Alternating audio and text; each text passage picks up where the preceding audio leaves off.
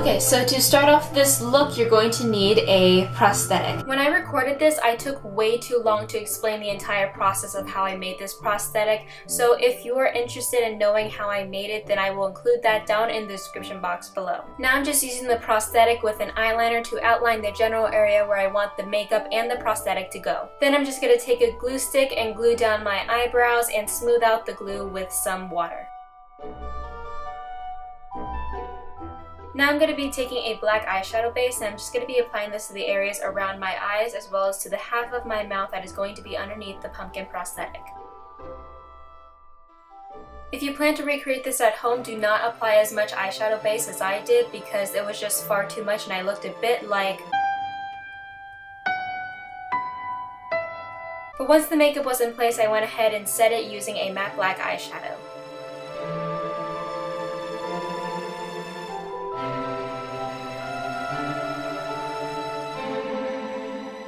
Then I cleaned up the black on the skeletal side of the face as well as smoothed out my eyebrows a little bit more since they were a little bit rough. From there I took the white face paint and started to create the shape of Jack's head as well as just fill in the areas that need to be white.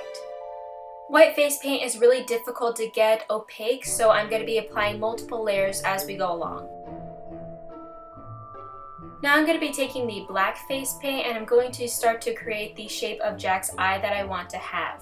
I'm going to be using a reference photo for this because I want to have that signature kind of mischievous, sassy look that he has to his eyes sometimes where it kind of tilts forward, so that is what I'm recreating here.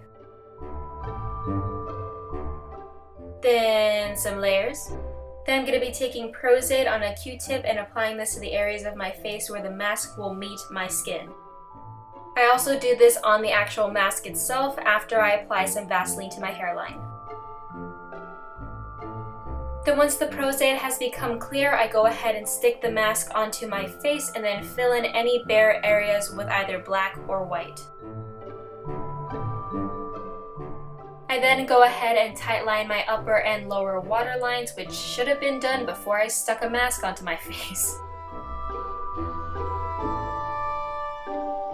I then used this white cream product to not only fill in the edges of the mask that were bare, but also try and make the white a bit more opaque, but I ended up just going back to the white face paint anyway.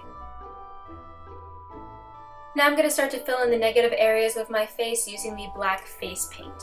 Make sure that you really get into that hairline and leave no spot untouched. More layers. And then I'm just cleaning up Jack's eye before I go ahead and start in on his smile.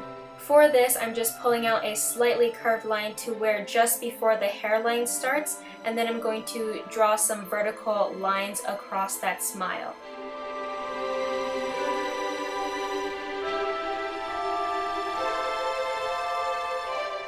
I then used the black face paint to also darken up my own nostril instead of creating a new one because I didn't feel that it was necessary and I also didn't want to. Now I'm going to create a vertebrae by painting a white stripe down the center of my throat and then adding little lines across it. Now I'm just removing the excess black paint before I go over that with the white. Now I'm filling in the negative space around the vertebrae with the black face paint. Take this all the way around your neck so that you're not showing any bare areas. Now I'm taking some gray eyeshadow and I'm going to be using this to shade the areas around the eye, around the edge of the hairline, as well as around the edge of the mask to create some more depth. I'm also using this a little bit above the eyebrow so that way it kind of really creates and sells that illusion that the eyebrow is raised.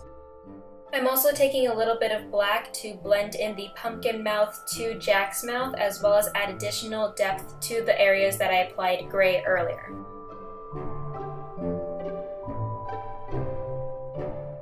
I'm also using those eyeshadows to give the spine dimension and structure.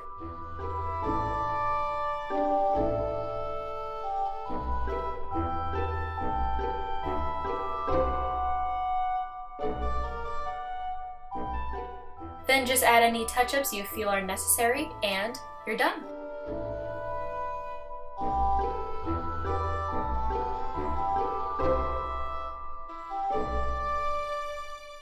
And so here is the final look, and guys, I'm so proud of this. I think it looks dope as fuck. It's just so cool. I've been wanting to do this look for such a long time, and I'm so happy with how it's been executed.